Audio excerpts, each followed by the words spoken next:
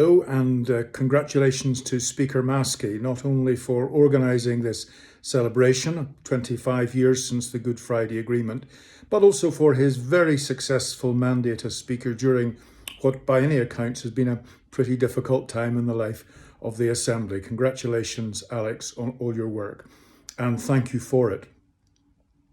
In thanking you, I do have to say that I'm sorry that I'm not able to be with you. As you can probably see from the background to this video, I'm actually in Sarajevo in Bosnia, and I'm sorry that I'm not able to be there to celebrate with you. I'm here on political business, but I do want to thank you for the opportunity of saying something, and particularly of saying some words of thank you myself for all of those who helped so much all those years ago. You yourself, of course, as Chief Whip of Sinn Féin at that time, were a very positive influence, but there were many others as well. But we didn't just benefit from the help of people in the Assembly and in Northern Ireland.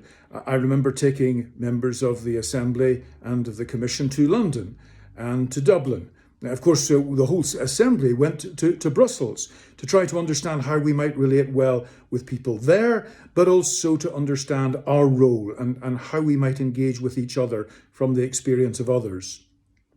I also took members of the Commission to Washington, D.C.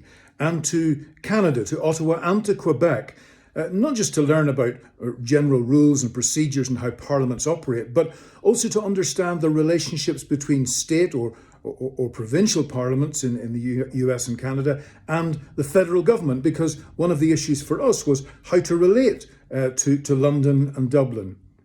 And there were other people who helped too. As I say, I'm here in Sarajevo, and I came here just shortly after the Assembly was founded, and I met with the speakers of a couple of the parliaments here in Bosnia-Herzegovina. And I remember very well saying to them, well, we've got a bit of a problem. I'm trying to sort out the offices. And, you know, some people don't want their offices beside other political parties, and some want a more prestigious office, an office at the front of the building, not the back of the building. And it's really quite challenging. How did you solve that? They'd been in operation for a year or two at that stage. And two of the speakers looked at each other and smiled and turned, and one said to me and to the other, well, that's a very interesting current problem. We still haven't solved that one. And that told me two things. First of all, it told me that there are many of the problems we're dealing with that are ordinary human problems. There are problems that are different from other places, but there are many of our problems of relationships between people and groups that are just part of the business of humanity. And the other rather encouraging thing was that we weren't doing that badly. I thought, well, we're taking a bit of time to work this out, but compared with others, we weren't actually doing too badly at all. And in those days, I think we did make extraordinary progress, not least because we didn't focus all the time on constitutions and institutions and procedures, though those were very important.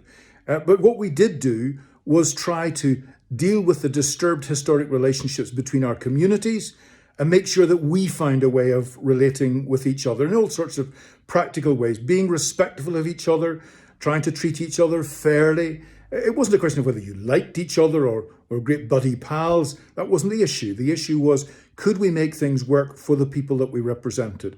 Could we be fair to each other? Could we behave respectfully towards each other, even if we didn't necessarily feel it all the time? Could we try to make a democratic institution work so that if there were changes that needed to be made, could we make them in a peaceful, democratic way rather than resort to the use of force, as had been the case for so many years with such terrible loss of life? And as I look back on those days, I must say I feel a great sense of pride in the people that were working there. Everybody tried very hard. They worked very closely together. They didn't allow small things to wreck the big things. And of course, there were many enjoyable times too, where we focused increasingly on what we could do in a practical sense. I remember for the first few years, we would always go back to the United States for St. Patrick's Day. In fact, it became St. Patrick's Week after a while. And then one day my wife said to me, John, you know, you're actually going to be getting somewhere when you can spend St. Patrick's Day at home in Northern Ireland and do something with the Assembly here. And of course, as in so many situations, she was absolutely right. And so I decided that I would stay and that many others would stay, and we would have a St. Patrick's Day event in Parliament buildings, and we would represent Unionist and Nationalist, Protestant and Catholic, and other backgrounds, and we did in a musical and artistic extravaganza. It was a great success, and it encouraged other people to see what could we do to make sure that at home we were able to build and develop the kind of community and the kind of assembly that would represent our people. I've got a lot of memories, of good memories, and I thank all of those who worked so hard then. And I want you to be encouraged. The difficulties that there are now are not so great as the difficulties we had then. If we could succeed then 25 years ago, there's no reason why we shouldn't be able to move forward now and into the next 25 years. All the best as you celebrate, and I hope to see some of you quite soon when I'm back in Northern Ireland.